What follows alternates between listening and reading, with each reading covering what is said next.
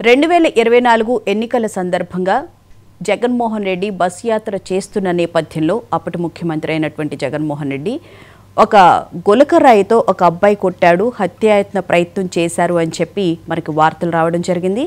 అతను వేముల సతీష్. ఆ వేముల సతీష్ ఇప్పుడు వారం రోజులుగా కనిపించడం లేదు. అయితే అతని మీద కేసు పెట్టడం, రకరకాలుగా బెదిరించి ఇరికించాలని చెప్పి చూడడం అన్నీ అయినప్పటికీ కూడా బెయిల్ మీద అతను బయటకు వచ్చాడు. మైనర్ కాబట్టి తీసుకొచ్చారని చెప్పి రకరకాల వాదనలు అయితే మనం అప్పట్లో ఎన్ని వచ్చినాయో బ్లూ మీడియాలో చూసాం. అయితే ఇప్పుడు ఎందుకు ఆ ప్రస్తావన చేయాల్సి వస్తుందంటే, ఈ కేసులో ఉన్నటువంటి ముద్దాయి ఎవరైతే ఉన్నారో వేముల సతీష్ అనే అబ్బాయి ఇప్పుడు కనిపించడం లేదు, వారం రోజులుగా కనిపించట్లేదు అని చెప్పి వాళ్ళ కుటుంబ సభ్యులు ఆవేదన పడుతున్నారు. అసలు సతీష్ ఎక్కడికి వెళ్ళాడు, వైసీపీ నేతలే ఏమైనా చేశారా అనే విధంగా కూడా కుట్ర కోణం ఏమైనా ఉందా అని అనుమానిస్తున్నారు. మరి సతీష్కి ఏం జరిగింది, ఎక్కడికి వెళ్ళిపోయాడు అనే విషయాల గురించి ఇవాళ డిబేట్లో మాట్లాడుకుందాం. డిబేట్లో చర్చించుకోవడానికి మనతో పాటు జాయిన్ అవుతున్నారు సలీం గారు, సతీష్ తరపున న్యాయవాది, అలాగే గాది వెంకటేశ్వరరావు గారు, జనసేన అధికార ప్రతినిధి, అలాగే మోకా ఆనంద్ సాగర్ గారు, టీడీపీ అధికార ప్రతినిధి, అలాగే అడుసుమిల్లి శ్రీనివాస్ చౌదరి గారు, సామాజిక రాజకీయ విశ్లేషకులు. అందరికీ నమస్తే అండి. Good morning sir. Good morning. నమస్కారం. సలీం గారు గుడ్ మార్నింగ్ సార్. నమస్తే. గుడ్ మార్నింగ్ అమ్మా. Good morning sir. మీరు గతంలో వేముల సతీష్కి సంబంధించి ఆ గులకరాయితో దాడి చేసినప్పుడు అది ఇన్స్ట్రుమెంట్ కాదు, అది వెపన్ కాదు అని చెప్పి మీరు సతీష్ తరపున వాదించడం, అతనికి బెయిల్ మీద తీసుకురావడం అన్నీ చూసాం. అయితే ఈ వారం రోజుల నుంచి సతీష్ కనిపించడం లేదు అని చెప్పి వాళ్ళ కుటుంబ సభ్యులైతే ఆవేదన చెందుతూ ఉన్నారు. అంటే ఓ పక్కన రాష్ట్రంలో కేసులకి మద్యం లిక్కర్కి సంబంధించిన కేసులు నడుస్తున్న నేపథ్యంలో సతీష్ కనిపించకుండా పోవడానికి వెనక ఏమైనా కుట్ర ఏమైనా ఉంది అంటారా? మేబీ పాసిబిలిటీ కదా. ఇప్పుడు సతీష్ 18 జూలై నుంచి కనబడతా, నియర్లీ 1 వీక్ అవుతుంది. 1 వీక్ నుంచి కనబడటం లేదు. 3-4 డేస్ బ్యాక్ ఫోన్ చేశారు. సరే చూసుకో 1 డే 2 డేలో వస్తుందేమో అనుకున్నాను. నేను కూడా నా ప్రాక్టీస్ లో బిజీగా ఉన్నాను. మరి నిన్న ఫోన్ చేసిన తర్వాత నేను ఐపీ వెంకటేశ్వర్ కూడా అన్నాను, ఎందుకంటే ఆయన కూడా పెద్ద మనిషి ఉన్నారు కదా ఈ కేసులో అని. ఆయనకి ఇంటిమేట్ చేసి మనం మీ మీడియా కూడా నేను ఇది చేశాను, ఎందుకంటే ఎక్కడైనా ఉంటే ఆయన దొరుకుతాడని. సో ఆ కొట్టకొండల అనుమానం అయితే ఉన్నాయి. ఎందుకంటే సతీష్ ఆయన యొక్క కోడికత్తి సీను ఇద్దరు విక్టిమ్ ఉన్నారు కదా వైసీపీ పాలన. సో వాయా మీడియా మనం కూడా మీకు ఇన్లైట్ చేస్తున్నామని నేను నమ్ముతున్నాను. అంటే మీరు అసలు సతీష్ విషయంలో చాలా పోరాటమే చేశారు. నిజం చెప్పాలంటే అతను ఒక మైనర్ అని చెప్పి, లేకపోతే గులకరాయితో కొట్టినంత మాత్రాన పెద్ద ప్రమాదం జరగదు, అది ఒక వెపన్ కాదు అని చెప్పి కూడా బయటికి తీసుకొచ్చే ప్రయత్నం చేశారు. వచ్చిన తర్వాత సతీష్ యొక్క ప్రవర్తన ఎట్లా ఉంది, ఆయన మామూలుగానే డైలీ యాక్టివిటీస్ చేసుకున్నాడా, అతను చదువుకోవడం జరిగిందా, మీరు మళ్ళీ అతనితో మాట్లాడడం జరిగిందా సార్? మనం వెళ్ళాం కదమ్మా, 2-3 సార్లు అతని ఇంటికి వెళ్ళాం, మాట్లాడాము.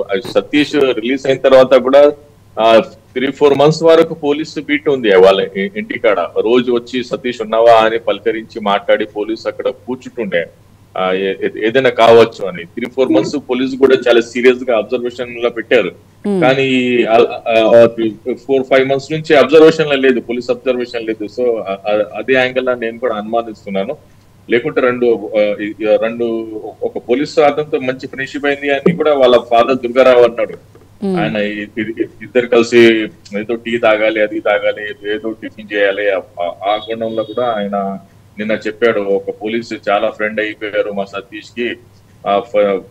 స్వభావం కదా, మంచి స్వభావం కలిస్తే వాళ్ళు వీళ్ళు అయిపోతారు కదా ఫ్రెండ్షిప్ లా అని. సో అది నిన్న రాత్రి మాట్లాడుతూ అదే అన్నారు సార్, ఒక పోలీస్ కానిస్టేబుల్ చాలా మంచి ఫ్రెండ్ ఉండే ఆయనకి. ఇద్దరు పోలీసు వాళ్ళు వచ్చి రోజు అక్కడ ఇంటికాడ కూర్చుని అబ్జర్వేషన్ చేస్తుంటే ఆయన పండుకున్న తర్వాత కూడా అక్కడ బీట్రూట్. కానీ ఈ 4-5 మంత్స్ నుంచి మనం వాళ్ళు పోలీసు కూడా ఇది చేసుకుంటే సరే అన్న నార్మల్ ఉంది అనుకున్నాను. కానీ వారం నుంచి కనబడటం లేదంటే నాకు కూడా పానిక్, నేను ఇది అయ్యాను. సో అందుకే మీడియా ద్వారా కూడా ఇది ఇన్లెట్ చేద్దాం, అసలు మ్యాటర్ ఏం నిజాలు వస్తాయని మనం ఇది చేస్తాం. అంటే పోలీసులు కూడా అంత క్లోజ్గా ఉన్న వాళ్ళు సడన్ గా ఈ 4-5 నెలల నుంచి పట్టించుకోవడం ఎందుకు మానేసి ఉంటారు సార్? అదే ఇంకా నార్మల్ అయింది కదా సిచ్యువేషన్స్. ఇప్పుడు కూటమి పాలన వచ్చింది, మరి ఒక పర్టికులర్ ఒక ఏమంటారు పోలీస్ స్టేషన్ ఫోకస్ చేయకుండా పోయింది అతను పైన. అదే నిర్లక్ష్యం కావచ్చు, దాని తప్ప ఏం లేదు. అంటే మళ్ళీ ఏమైనా థ్రెట్ ఉందని చెప్పి సతీష్ మీ దగ్గరికి ఏమైనా రావడం జరిగిందా, పోలీసులకు కానీ ఏమైనా ఇన్ఫర్మేషన్ ఏమైనా ఇవ్వడం జరిగిందంటారా? లేదు, వాళ్ళు సతీష్ కి బెయిల్ క్యాన్సిలేషన్ కోసం అప్పుడు వైసీపీ హయాంలో ఒక పిటిషన్ ఇచ్చారు. సో అదే పిటిషన్ వస్తుంది హైకోర్టు నుంచి. సో దాని మీద వాళ్ళు నాకు 2-3 సార్లు కలిశారు. దానిపైన వాళ్ళు బోర్డ్ అమర్ గారితో కూడా కలిశారు. మరి బోర్డ్ అమర్ కూడా నాకు అడిగారు ఆ కేసు సలీం గారు ఏదో చూసిండే అని. మరి దాంట్లో ఉన్న డాక్యుమెంట్స్ అవి అన్ని నేను బోర్డ్ అమర్ గారికి కూడా ఇచ్చాను ఫైల్ చేసి. సో లాస్ట్ టైం మనం వాదించేది కదా, ఇది హత్యాయత్నం అంటే గుల్కరాయ్ వేపన్ లిస్ట్ లా రాదని టెక్నికల్ గ్రౌండ్స్ లాగా మనం పేరు తీసుకున్నాము.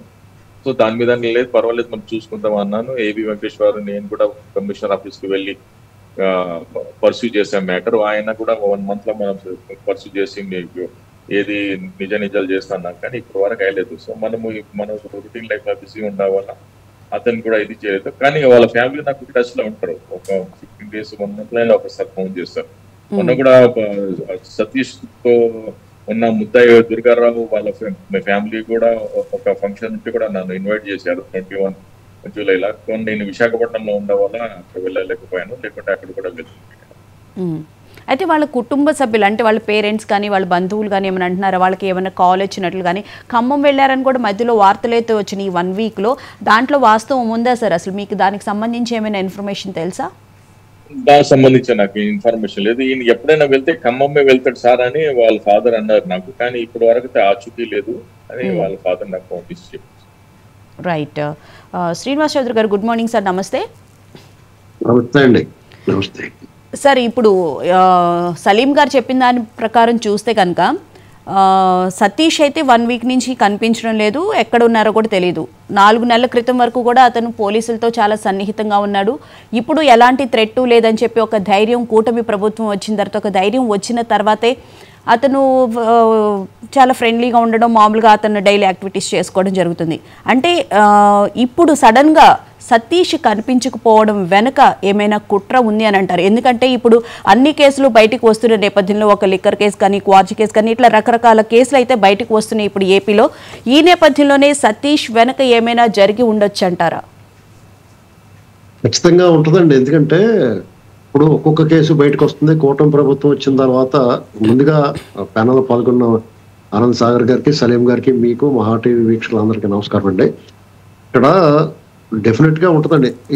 ఈ సతీష్, ఈ గులకరాయి ఆ ఎపిసోడ్ కి సంబంధించిన కుట్రదారులు ఎవరైతే ఉన్నారో, దాన్ని ఎవరైతే ప్లాన్ చేశారో వాళ్ళ బొమ్మ బయటకు వస్తుంది, వాళ్ళ అసలు విషయం బయటకు వస్తుంది అనేటువంటి అనుమానాలు ఉంటాయండి.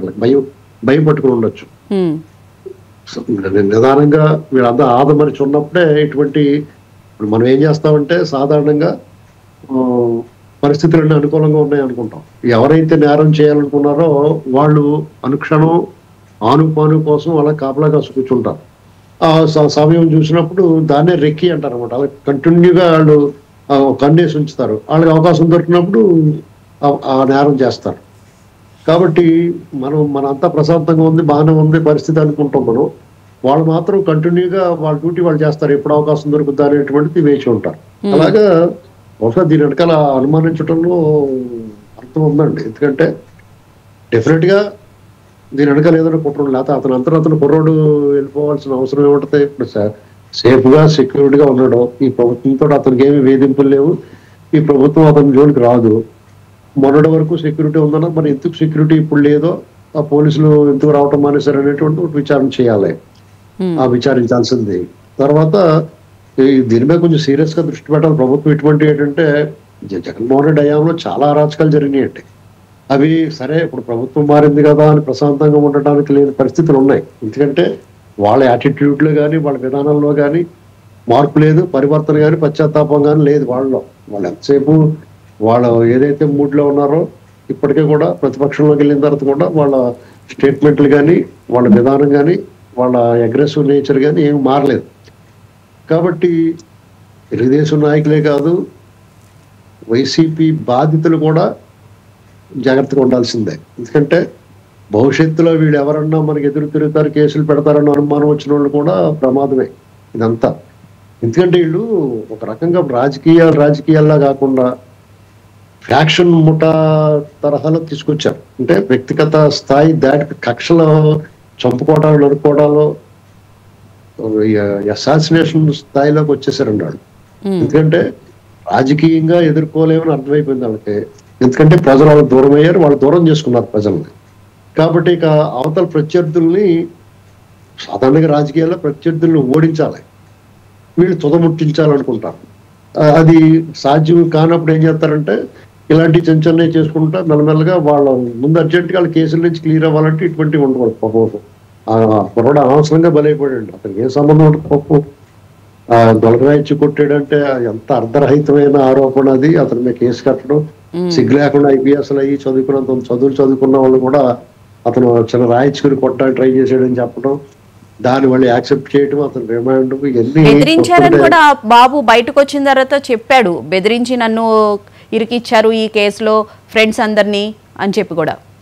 అవునండి, అతను చెప్పాడు కదా, ఒప్పుకోవాలి, డబ్బు ఇస్తాం, లేదంటే ఇచ్చేస్తాం, బోండా ఉమా గారి పేరు చెప్పమంటారు. ఇవన్నీ దారుణం అండి. ఎటో వాళ్ళు ఇలాంటి ఈ డ్రామాలు ఆడాల్సిన అవసరమే ఉంది రాజకీయ నాయకుడికి. సింపతి డ్రామాలు అప్పుడు అలాగే కోడికత్తి పాపం సలీం గారు నిజంగానే ఆ కోడికత్తి శ్రీనివాస్ కి చాలా సపోర్ట్ గా నిలబడ్డాడు. చాలా ఎలాంటి ఒత్తిళ్ళు, ప్రలోభాలు, ఆ బెదిరింపులకి లొంగకుండా హ్యాట్స్ ఆఫ్ అండి ఆ లాయర్ గారికి. ఎందుకంటే ఇది సమాజంలో ఇంకా మనం మానవత్వం ఉంది, సహాయం చేసే గుణం ఉన్న వాళ్ళు ఉన్నారు, ఇలా ఆదుకుంటారు ఇబ్బందులు ఉన్నవాళ్ళు అనేటువంటి దానికి సమాజం పట్ల మన గౌరవ మర్యాద పెరగడానికి కారణం ఇటువంటి వాళ్ళే. కాబట్టి మనం ఆ సలీం గారికి హ్యాట్స్ ఆఫ్ చెప్పాలి, ఆయన ధన్యవాదాలు. ఎందుకంటే మేము చేయలేకపోయాం, ఆయన చేశారు అతను. అలాగే ఒక మగ్గిపోయాడు అతను 5 ఏళ్ల పాటు శ్రీనివాస్. అలాగే ఈ పిల్లోడు విషయంలో కూడా ఆయన ఇనిషియేటివ్ తీసుకున్నారు. తర్వాత అప్పట్లో అతను అదృష్టవశాత్తు ఆ పిల్లోడు బయటకు వచ్చాడు. ఇప్పుడు గవర్నమెంట్ మారింది కాబట్టి సేఫ్ అనుకుంటాం. ఏమైనా భద్రత అనేటువంటిది ఎప్పుడైతే ఇటువంటి యాంటీ సోషల్ ఎలిమెంట్స్, రాజకీయాలు యాంటీ సోషల్ ఎలిమెంట్స్ కలగలిసిపోయిన తర్వాత మిక్స్ అయిపోయి ఉన్నారు, పడుగు ప్యాక్లా కలిసిపోయి ఉన్నారు. ఈ వైసీపీ పార్టీ వాళ్ళు ఇప్పటికైనా మారాలి. ఆ పార్టీని అభిమానించే కార్యకర్తలు కానీ, ద్వితీయ తృతీయ శ్రేణి నాయకులు కానీ వాళ్ళలో మార్పు రావాలి. ఎందుకంటే భవిష్యత్తులో ఇవాళ ఓటమి కానీ ఇవాళ విజయం కానీ శాశ్వతంగా ఉండదు ఎవరికైనా. అది తెలుసుకునే వాళ్ళు ఎప్పటికన్నా మళ్ళా వాళ్ళ అధికారం కానీ లేకపోతే ప్రజాసేవలో ముందు అడుగేయాలనుకుంటే కనుక వాళ్ళ యాటిట్యూడ్, ఈ రకమైన దౌర్జన్యం, దుర్మార్గం, అరాచకాన్ని వదిలిపెట్టాలి.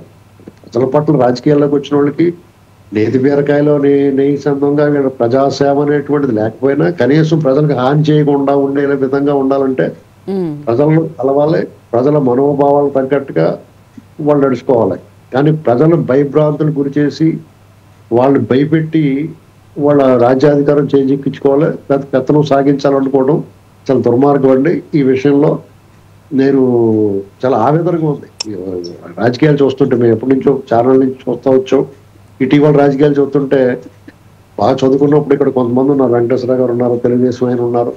వీళ్ళంతా వీళ్ళ పార్టీ లైన్, వాళ్ళ సిద్ధాంతాల ప్రకారం ఒకవేళ ఒక మాట జారాలంటే ఎంతో 100 సార్లు ఆలోచిస్తారు. కానీ అది ఏం లేకుండా బరిదిగింపుగా నేను కొడతాం, చంపుతాం, పొడి చేస్తామని డైరెక్ట్ గా పబ్లిక్ వేదికల మీద మాట్లాడుతున్నారు. వాళ్ళు ప్రసార సాధనాల ద్వారా హెచ్చరికలు జారీ చేస్తున్నారు. ఇది ఎటుపోతుందో అర్థం ఉంటుంది. దీన్ని పూర్తి స్థాయిలో ప్రభుత్వాలు, కేంద్ర రాష్ట్ర ప్రభుత్వాలు చాలా కఠినంగా వ్యవహరించాలంట. రాజకీయాల్లో ఇటువంటి విధానాలు ఉండకూడదు, తగదు అని చెప్పాలి. మా పిల్లోడి విషయంలో ప్రభుత్వం కొంత సీరియస్ గా తీసుకోవాలి. ఎందుకంటే ఏమైంది ఏంటి ఒక బృందాన్ని వేసి అతని కోసం వెతికించాలి. అసలు ఏమైంది ఏంటనేది తెలుసుకోవాలి. ఆ తల్లిదండ్రులకి అప్పట్లో ఇతన్ని ఇరికించారని చెప్పేసి జగన్మోహన్ రెడ్డి గారు ఇంకో బలిద్దాం అనుకున్నాడు. ఇంకో గుర్రం ఉంది. గతంలో కోడికత్తి సీన్ బలిచ్చాడు, 5 ఏళ్ల పాటు 6 ఏళ్ల పాటు మగ్గాడు అతను. మళ్ళా ఇతన్ని బలిద్దాం అనుకున్నాడు. లక్కీగా అతను ఈ సలీం గారు అతను ముందే వెళ్ళిపోయి బయట తీసుకొచ్చారు. ఇప్పుడు మళ్ళా అతనికి ఏమైంది అనేటువంటిది ఒక చిదంబర రహస్యంగా ఉంది. ఇప్పుడు దీన్ని జాగ్రత్తగా హ్యాండిల్ చేయకపోతే కొంచెం ఇబ్బంది రావచ్చు. రైట్. ఆనంద్ గారు గుడ్ మార్నింగ్ అండి. నమస్కారం మేడం. నమస్కారం, గుడ్ మార్నింగ్ సార్. కూటమి ప్రభుత్వం వచ్చిన తర్వాత శాంతి భద్రతలు అదుపులో ఉన్నాయని చెప్పి రాష్ట్రంలో ప్రతి ఒక్కళ్ళు ఫీల్ అవుతున్న నేపథ్యంలో అలానే వేముల సతీష్ కూడా ఉన్నట్లు ఉన్నారు. కానీ ఇప్పుడు చూస్తే కనుక గత వారం రోజులుగా అతను కనిపించకపోవడం కుటుంబ సభ్యుల్లో అయితే ఆందోళన నెలకొంది. అసలు ఏం జరుగుతుంటారు? ఎందుకంటే పోలీసులు కూడా ఇంకా సహకరించట్లేదు అని మనం అయితే వింటూ ఉన్నాము. ప్రతి ఒక్కళ్ళు అనుకుంటున్న మాట కొన్ని కేసుల్లో చూస్తుంటే మనకు అర్థమవుతుంది. ఈ నేపథ్యంలో సతీష్ కనిపించకుండా ఉండడం వెనుక ఏమైనా ప్రధాన కారణం ఉండి ఉండొచ్చు అంటారా? ముందుగా మీకు ప్యానెల్లో ఉన్నటువంటి పెద్దలు శ్రీనివాసరావు గారికి, అడ్వకేట్ సలీం గారికి హృదయపూర్వక నమస్కారం. రాష్ట్రంలో గత వైసీపీ పరిపాలన కాలంలో అనేక రకాల నేరాలు, ఘోరాలు, విధ్వంసం, రాద్ధాంతం యథేచ్ఛగా కొనసాగినాయి. రాష్ట్రంలో గత 5 ఏళ్లు కూడా సెక్షన్ 30 అమల్లో పెట్టారు. అప్రకటితంగా కర్ఫ్యూను కూడా అమలు చేశారు. జీవో 1 తీసుకొచ్చారు. కేవలం పోలీస్ బలంతో ప్రభుత్వాన్ని నడుపుకొచ్చారు. ఎన్నికలు వచ్చేటప్పటికి మనకు బాగోలేదు, మన పరిస్థితి ఓడిపోతామనే భయంతో అనేక నాటకాలకు తెరదీశారు. అనేక ఎపిసోడ్లు ప్రజల కళ్ళల్లో కారం కొట్టి, మస్కా కొట్టి, సానుభూతి పొందాలనుకుని ఉరిడి కొట్టించారు ప్రజలను. మళ్ళీ రెండోసారి కూడా ఎలక్ట్ కావాలని చెప్పి అనేక పథక రచనలు చేశారు. ఆ పథక రచనలో భాగంగానే 2019 ఎన్నికల్లో కోడికత్తి డ్రామా, గొడ్డలపోటు డ్రామా, ఇప్పుడు మొన్న 24 ఎన్నికల్లో ఈ గులకరాయి డ్రామా. ఈ డ్రామాల్లో ఎందరో సమిధులైపోతున్నారు, ఎందరో ఆహుతైపోతున్నారు. అంతిమంగా వైసీపీ లబ్ధి పొందుతుంది. పాపం మొన్నేమో అటు వైసీపీకి లబ్ధి రాలేదు, ఆ కుర్రాడు సేఫ్ గా ఉన్నాడు ప్లేటర్ గారి దయవల్ల అనుకుంటే, ఇవాళ మళ్ళీ ఇప్పుడు ఆ కుర్రాడు ఏమైపోయాడు, ఎక్కడికి పోయాడు అనేది ఎందుకు మిస్ అయ్యాడు. ముఖ్యంగా జగన్మోహన్ రెడ్డికి సంబంధం ఉన్నటువంటి కేసుల్లో సాక్షులు మిస్ అయిపోతున్నారు, అప్రూవర్స్ మిస్ అయిపోతున్నారు, ఫిర్యాదుదారులు మిస్ అయిపోతున్నారు. జగన్ మాత్రం ఏమీ కావట్లేదు, బెయిల్ మీద బతుకుతున్నాడు, హాయిగా ఉంటున్నాడు. ఇది ఆలోచించాలి ప్రజలు. ప్రభుత్వం కూడా దీన్ని సీరియస్ గా తీసుకోవాలి. ఇందాక పెద్దలు చెప్పినట్టుగానే ప్రభుత్వం కూడా దీన్ని సీరియస్ గా తీసుకుని, ఆ కుర్రాడు మిస్ అయ్యాడా, మిస్ చేశారా, ఎవరి చెరలోనన్నా ఉన్నాడా, ఎందుకు రాష్ట్రంలో ఇప్పుడు కూడా ఇలాగా ఇటువంటి పరిస్థితి ఏర్పడుతుందనేది ఆలోచన చేయాలి. కూటమి ప్రభుత్వం వచ్చాక మీరు అన్నట్టుగా రాష్ట్రంలో అన్ని సర్దుకున్నాయి, ఇంకా సర్దుకుంటూ ఉన్నాయి. ఒక్కోటి చక్కబెడుతున్నారు బాబు గారు. గత 5 ఏళ్లలో రాష్ట్రంలో శాంతి లేదు, మనశ్శాంతి లేదు, ప్రశాంతి లేదు, విజయశాంతి లేదు, కనీసం డిస్కో శాంతి కూడా లేకుండా చేశాడు జగన్మోహన్ రెడ్డి రాష్ట్రంలోని ప్రజలు అనుకున్న సందర్భంలో. ఇవాళ రాష్ట్రంలో శాంతి భద్రతలు సవ్యంగా ఉన్నాయి, లా అండ్ ఆర్డర్ చక్కగా ఉంది, ఎక్కడ ఏ విధమైనటువంటి నేరాలు ఘోరాలు జరగట్లేదు. దౌర్భాగ్యం ఏంటంటే ప్రభుత్వమే నేరాలు ఘోరాలు చేసే విపత్కర పరిస్థితుల నుండి రాష్ట్రం బయటపడింది. గత 5 ఏళ్ల వైసీపీ పాలనలో వాళ్లే నేరాలు చేసేవారు, వాళ్లే ఘోరాలు చేసేవారు, వాళ్లే దోపిడీ చేసేవారు, వాళ్లే దొంగతనాలు చేసేవారు, వాళ్లే హత్యలు చేసేవాడు, వాళ్లే అఘాయిత్యాలు చేసేవాళ్ళు, ఆడవాళ్ల మీద ఇది చేసేవారు. అంటే రాష్ట్రం అంతా గంజాయితో చెలరైపోయింది, గంజాయి బ్యాచ్తో, దోపిడీదారులతో, మంత్రులు దోపిడీదారులు, ఎమ్మెల్యేలు దోపిడీ, అందుకే జైల్లోకి పోతున్నారు. మేడు పండులాగా మెరిసినటువంటి వైసీపీ పార్టీ దాని పొట్ట విప్పే వాళ్ళన్నీ పురుగులే. ఆ పార్టీలో అందరూ దొంగలే, ఎంపీలు దొంగలు, ఎమ్మెల్యేలు దొంగలు, మంత్రులు దొంగలు. ఆ సాక్షాత్తు జగన్మోహన్ రెడ్డి దొంగలకే దొంగ, గజ దొంగ, పెద్ద దొంగ, తిమింగలంగా మారిపోయాడు. రేపు ఎల్లుండో అతను బతుకు బండారం కూడా బయటపడబోతుంది. ముఖ్యమంత్రిగా ఎంత దోచాడు, ఎంత మింగాడు, ఎంత దాచాడు, పక్క రాష్ట్రంతో ఏ విధంగా దోపిడీకి పథకరచన చేశాడని విషయాలు బయటపడుతున్నాయి.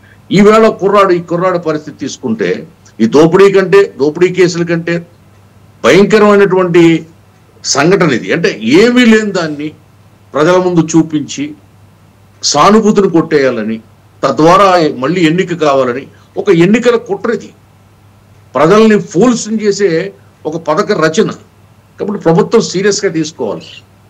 తక్షణం అబ్బాయి ఎక్కడున్నాడు, ఎవరన్నా అతన్ని కిడ్నాప్ చేశారా, తనకు తానుగా ఎందుకు పారిపోతాడు? ఇన్నాళ్ళు ఉన్నటువంటి కుర్రాడు సడన్ గా అకస్మాత్తుగా ఎందుకు కేవలం ఈ కేసులన్నీ బయటకు వస్తున్నాయి కాబట్టి, లెక్కల కేసులు, శ్రీనివాస్ యాదవ్ మాజీ మంత్రి ఆ క్వార్జ్ కేసు, ఇటువంటి కేసులు ఒక్కొక్కటి ఆ పురుగులన్నీ బయటకు వస్తున్నాయి కాబట్టి, అవినీతి పురుగులు, ఆ కేసులన్నీ ఒక్కొక్కటి వస్తున్నాయి కాబట్టి ఆటోమేటిక్ గా ఈ వైసీపీ బ్యాచ్ కుర్రోన్ని ఎక్కడో కిడ్నాప్ చేసి ఎక్కడో తీసుకెళ్ళి ఉండాలి, లేదా ఇంకోటి ఏదన్నా చేసి ఉండాలి. ఎట్టి పరిస్థితుల్లో దీన్ని సింపుల్గా ఈజీగా తీసుకోవడానికి లేదు, సీరియస్ గా తీసుకోవాలి. తీసుకోకపోతే నిజాలు బయటికి రావు,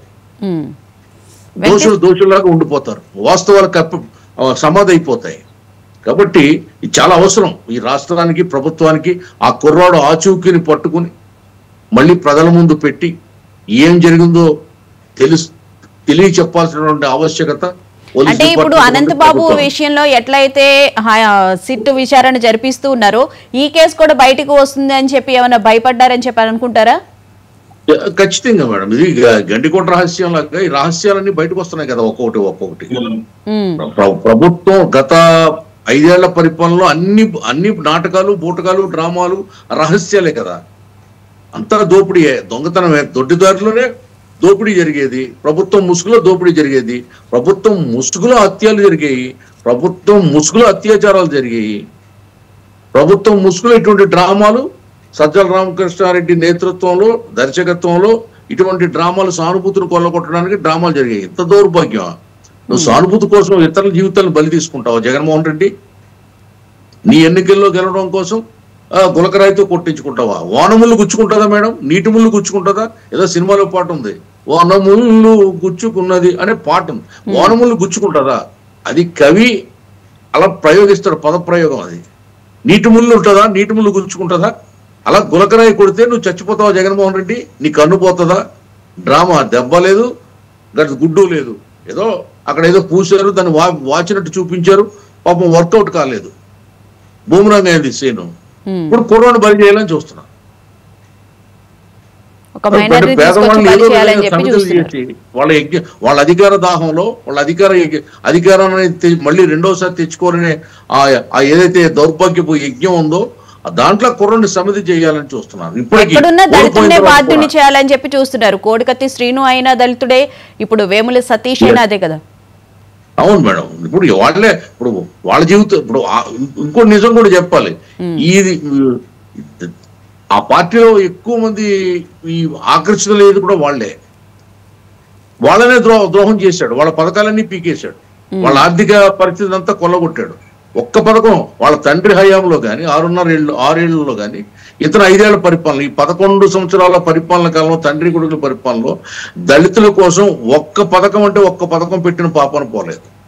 వాళ్ళ పథకాలు, తెలుగుదేశం పార్టీ పెట్టిన 29 పథకాలు పీకేశారు, వాళ్ళ జీవితాలు నాశనం చేశారు. విదేశాలు వెళ్ళి చదువుకునే అంబేద్కర్ విద్యా దీవెన ఏదైతే ఉందో దాన్ని తీసి పారేశారు. దళితులకి కార్పొరేషన్ ద్వారా, ఎస్సీ కార్పొరేషన్ ద్వారా వచ్చే లోన్లన్నీ ఆఫ్ చేసి పడేశారు. పైగా ఈ సప్లై నిధులన్నీ కూడా పక్కదారి పట్టించి ఎక్కడెక్కడో పట్టుకెళ్ళి దాన్ని దోచేశారు. వాళ్ళకి చెందాల్సినటువంటి డబ్బులు వాళ్ళకి చెందనివ్వలేదు, వాళ్ళకి ఇచ్చే స్కీములన్నీ కూడా పీకి పారేశారు, వాళ్ళని మనుషుల్లాగా చూడలేదు.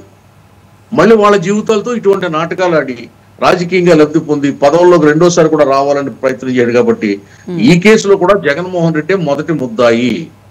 ఖచ్చితంగా జగన్మోహన్ రెడ్డిని ఈ కేసులో కూడా ముద్దాయిగా చేర్చి దర్యాప్తు చేసి ఆ కుర్రోడు ఆచూకీ తెలుసుకుని జగన్మోహన్ రెడ్డి మీద చర్యలు తీసుకోవాలని నేను తెలుగుదేశం పార్టీ తరఫున డిమాండ్ చేస్తున్నాను. రైట్. వెంకటేశ్వర గారు, గుడ్ మార్నింగ్ సార్. నమస్తే సార్. 2019 ఎన్నికలప్పుడు జగన్మోహన్ రెడ్డి గారు ఏ విధంగా అంటే ఎయిర్పోర్ట్ లో ఒక అబ్బాయి జనుపల్లి శ్రీనివాస్ అనే అబ్బాయిని కాస్త కోడికత్తి శ్రీను అనే విధంగా అందరూ అదే మాట మాట్లాడుకున్నారు. ఇప్పుడు తర్వాత 2024 ఎన్నికల సందర్భంగా వేముల సతీష్ అనే దళితుడిని వాడుకోవాలని చెప్పి చూశారు. ముఖ్యంగా చూసుకుంటే కనుక వాళ్ళు టార్గెట్ జనుపల్లి శ్రీనివాస్ ఏదైతే చెప్పారో కొంచెం చిన్న గాయం చేస్తే సానుభూతి పెరిగి నువ్వు ముఖ్యమంత్రి అవుతావు అన్న ఉద్దేశంతో చేశానన్నా అని చెప్పి అతను చెప్పడం జరిగింది. కానీ అతనికి జగన్మోహన్ రెడ్డి చాలా అభిమానము, అవన్నీ ఎంక్వైరీలో అవన్నీ తెలియ. ఇప్పుడు వేముల సతీష్ని అంటే ఒక చిన్న మైనర్ అబ్బాయిని కూడా వాడుకుని మళ్ళీ అదే సానుభూతితో 2024లో అధికారం చేపట్టడం కోసమే ఆ విధంగా చేశారు అని చెప్పి, చేయించుకున్నారు అని చెప్పి అనుకోవాలా? ఇప్పుడు ఆ సతీష్ కూడా కనిపించకుండా పోవడాన్ని ఎలా చూడాలి? ముందుగా మీకు అలానే ప్యానల్ పెద్దలు శ్రీనివాస్ గారికి, సాగర్ గారికి, వ్యూవర్స్ అందరికి శుభోదయం మేడం. ఈ రాష్ట్రం చేసుకున్న దౌర్భాగ్యం అంటే అర్థం కావట్లేదు. ఎప్పుడు చూసినా ఈ జగన్మోహన్ రెడ్డి లేయాలు, ఈ జగన్మోహన్ రెడ్డి గురించి మాట్లాడుకోవాల్సి వస్తుంది. చెప్తే మనం రాష్ట్రంలో జరుగుతున్న అభివృద్ధి కానీ దాని గురించి మాట్లాడే అవకాశం రావట్లేదండి, వీటి గురించే మాట్లాడాల్సి వస్తుంది. కూటమి ప్రభుత్వం చేస్తున్నటువంటి కార్యక్రమాలు ఏవైతే ఉన్నాయో రాష్ట్రాన్ని అభివృద్ధి చేయాలని వివిధ దేశాల నుంచి తీసుకొచ్చేటటువంటి పెట్టుబడులు కానీ, వస్తున్నటువంటి పెద్ద పెద్ద మాల్స్ కానీ, పరిశ్రమల గురించి కానీ ప్రజలకి మేము చెప్పుకునే అవకాశం రావట్లా. ఇంతసేపు అతని గాడి లీలల గురించే సరిపోతుంది మనం, లేచిన దగ్గర నుంచి పుడుకున్న వరకు కూడా. వాస్తవంగా ఏంటంటే రాజకీయాలు అనుకోండి, నిజంగా రాజకీయము, రాజకీయ నాయకుడైతే ఇది ఉండదు. ఇక్కడ మాకు వచ్చిన ఇబ్బంది ఏంటంటే ఒక ముఠా ఏర్పడి డబ్బులు బ్యాగులతో వచ్చేసి కూర్చుని మేము డబ్బులు ఖర్చు పెడతాం, మళ్ళీ సంపాదించుకుంటాం అంటే ఇది ఒక పెద్ద వ్యాపారం. అలాగే నేను ఎప్పుడు అంటుంటా, వ్యాపారస్తులు మొత్తం వ్యాపారస్తులే. ఏ రకంగా వ్యాపారం చేయాలో, ఏ రకంగా కొట్టేసేయాలో బాగా తెలిసినటువంటి వాళ్ళు ఇవాళ వచ్చేసి కూర్చున్న తర్వాత మరి మనకు తప్పట్లా ఇలాంటివి మాట్లాడుకోక వేరేగా. ఎందుకంటే అధికారం దేనికి? మీకు రాష్ట్ర ప్రజల సంపదను దోసుకోవడానికి. కానీ రాజకీయ నాయకుడు అయితే ఏం చేస్తాడు? ఒకసారి ప్రజలు నన్ను ఆశీర్వదించి గెలిపించిన తర్వాత నేను ఆ ప్రాంతానికి, ఆ ప్రజలకి ఏం మంచి చేయాలి, ఎలా చేయాలని ఆలోచన చేస్తాడు. ప్రభుత్వం నుంచి వచ్చే పథకాలు ఏ ప్రజలకు, అక్కడ ఉన్నటువంటి ఎవరు నీడీ పీపుల్, లేదు రోడ్లు వేపించాలన్నా, లేదంటే ఈ ప్రాంతంలో ఏదన్నా అవసరాన్ని బట్టి ఏది అవసరమో అది చేద్దామనే ఆలోచనతో ఉంటది. కానీ ఈ బ్యాచ్కి అది కాదు కదా. వీళ్ళకి ఏంటంటే ఎంతసేపు ఉన్నా కానీ మాకు అధికారం ఉంటే అధికారం ద్వారా మేము ఏం చేయొచ్చు, మాకు గిట్నాలను ఏ రకంగా ఎలిమినేట్ చేసుకుంటూ వెళ్ళొచ్చు. సో దానికోసం ప్లాన్ వేస్తుంటారు. మనం ఇలాంటివన్నీ సినిమాల్లో చూసామండి. వాస్తవ రూపంలో నాకైతే తెలిసి రాజకీయాలు ఎట్లా చేసినట్టు లేరు. ఇలాంటివన్నీ సినిమాల్లో చూస్తున్నాం మనం. ఆ యాక్షన్లో గెలవాలంటే ఎట్లా సానుభూతి తెచ్చుకోవాలి, ఎవరిని ఏం చేయాలి ఏందనేది నిజంగా సినిమాటిక్ గానే వీళ్ళంతా కూడా అప్పటి నుంచి కూడా చేస్తున్నారు. ఈయన ఫ్రమ్ ద డే వన్ అండి, వాళ్ళ ఏం కాదు అసలు. ఆయన పార్టీ పెట్టిన దగ్గర నుంచి చూసినా గానీ మనకు అదే కనిపిస్తుంది. అంటే సానుభూతి ప్రజల దగ్గరికి తీసుకుని ఓట్లు వేయించుకుందామనే ఆలోచన, ఇలా విత్ క్యాష్. అసలు సానుభూతి రాజకీయం ఎట్లా నిలబడుతుందండి? సానుభూతి దేనికి నీకు అసలు? ఒక రాజకీయ నాయకుడికి ఉండాల్సిందేంటి? ప్రజలకు ఒక నమ్మకం ఉండాలి. ఎస్, ఇతనికి మనం ఓట్లు వేస్తే ఇతను మనకు మంచి చేస్తాడు, మన కోసం నిలబడగలుగుతాడు అని ప్రజలకు ఈ నమ్మకం ఉండాలి తప్పితే అయ్యో పాపం, అయ్యో పాపం, ఎట్లా అయ్యో పాపం, గతంలోనేనో పాపం మా నాన్న చంపేశారు, ఇదే కదా వాళ్ళ ప్రచారం కూడా. తండ్రి లేని బిడ్డ, ఇలాంటి పదాలతో వచ్చారు. అంటే దేనికి పనికి వస్తుంది? తండ్రి లేని బిడ్డ అయితే ఆదుకుందాం, తలకు రూపాయి ఇద్దాం, లేదంటే తలకు 10 రూపాయలు ఇద్దాము, వాడికి కావాల్సిన ఉంటే చదివిద్దాం, ఇంకోటి చేద్దాం. కానీ రాష్ట్ర రాజకీయాలకు ఎట్లా పనికి వస్తారు అంటే వాళ్ళు? రాష్ట్ర రాజకీయం చేయాలంటే ఒక ఆలోచన ఉండాలి కదండి. ఇవాళ మీరు డిబేట్ పెడుతున్నారంటే మీకు మమ్మల్ని ఏం అడగాలి, ఎట్లా చెప్పాలి, దాని గురించి ఏం తీయాలి, ప్రజలకు ఏం అందించాలి అనే ఒక ఆలోచన మీకులో ఉంటుంది, ఆ మైండ్ సెట్ ఉంటుంది, ఆ నాలెడ్జ్ మీకు ఉంటుంది. సో మీరు కూర్చుంటారు అక్కడ. జస్ట్ లైక్ వీళ్ళు కూడా ఒక రాజకీయం చేయాలంటే, నేను ఒక నాయకుడికి ఎదగాలంటే నాకు ఒక ఆలోచన విధానం ఉండాలి కదా నాకు. కానీ ఇవేమీ లేకుండా ఊరకనే సానుభూతితో వచ్చి తన ద్వారా ఏ రకంగా సంపాదించుకోవాలనుకునేవాడు ఎట్లా రాజకీయం అవుతాడు? వాళ్ళకి ఆలోచన ఉందండి, మద్యం పాలసీ ఎలా చేయాలి అనే ఆలోచన చాలా క్లియర్ గా ఉంది. వాళ్ళకి వ్యాపార ఆలోచన ఉంటాయి, జరుగుతుంది. ఇప్పుడు ఒక రాజకీయ పార్టీ ఒకసారి గెలిచి ఒకసారి వాడిపోయిన తర్వాత దాని మీద ఉన్నటువంటి వాళ్ళ ప్రకారం అని చెప్పుకుంటే మనం అందరం ప్రజాప్రతినిధులు, ఆ ప్రజాప్రతినిధులు అందరి మీద కేసులు ఎందుకు వస్తున్నాయి? రాజకీయాల్లో చూసాం మన మీద ఎప్పుడన్నా గెలిచిన పార్టీ వాడిపోయిన పార్టీ మీద కేసులు, లేదంటే గెలిచిన పార్టీ ఇంకొక పార్టీ మీద దాడులు చేయటం కానీ, బలవంతంగా కేసులు పెట్టించాలని ప్రయత్నం చేయటం కానీ ఎక్కడ చూసాం? ఎంతమంది ఉన్నది ఈ సంస్కృతి? ఈ సంస్కృతి ఎలాంటిది? ఎవరి దగ్గర వస్తుంది? ఎలాంటి బ్యాచ్ దగ్గర వస్తుంది? ఇవాళ సిగ్గుపడాలి కదా, ప్రతి ఒక్కరు సిగ్గుపడాలి. వైఎస్ఆర్ పార్టీలో ఉన్నటువంటి ఎవడైతే నేను రాజకీయ నాయకుడు చెప్పుకుంటున్నాడో నిజంగా వాడు మనిషి పుట్టక పుడితే సిగ్గుతో తలదించుకోవాలి ఇవాళ జరుగుతున్న పరిణామాలకి. మీ 5 సంవత్సరాల పాలనలో ఎందుకు ఇన్ని ఎలిగేషన్స్ వస్తున్నాయి మీ మీద? ఎలిగేషన్స్ అన్ని కూడా ఏంటంటే అన్ని ఫైనాన్షియల్ ఎలిగేషన్సే కదా. అంటే మీరు నిజంగా రాజకీయాల్లోకి వచ్చింది దేనికి సంపాదించుకోవడానికనా, దోచుకోవడానికనా? లేదంటే ఇలాంటి కేసులు ఇవి తెప్పితే ఏమనే వాళ్ళ మీద? ఇవాళ పార్లమెంట్ సెషన్స్ జరుగుతుంటే అత్యున్నతమైన పార్లమెంట్ సెషన్స్ లో మాట్లాడవలసిన వ్యక్తి ఆ పార్లమెంట్ పార్టీ నాయకుడు ఒకటి, ఐ థింక్ మిథున్ రెడ్డి ఎక్కడున్నాడు? జైల్లో కూర్చున్నాడు. ఎందుకంటే సిగ్గుపడాల్సిన విషయం ఏమైనా ఉంటుందా? పోనీ జైలుకి దేనికి పోయాడు?